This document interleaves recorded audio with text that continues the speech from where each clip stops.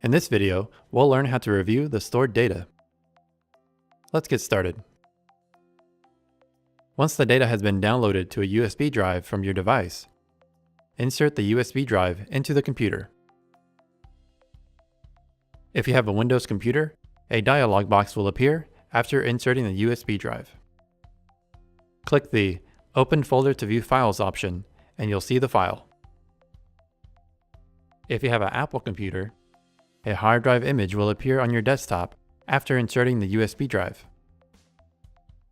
Double-click on that image and you'll see your file inside. The file that contains your data will be a CSV file.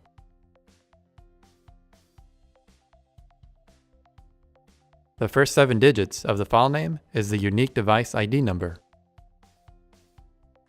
The last digit in the file name is the revision identifier. This lets you know which file is the newest.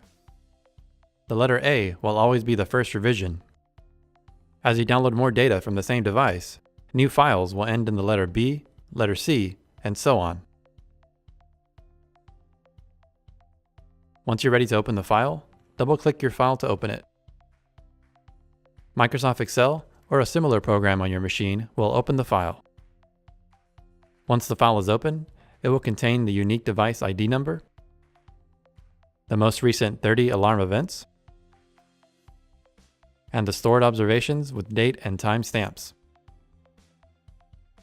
If some of the columns contain hashtags or pound symbols, simply resize the columns to show the data.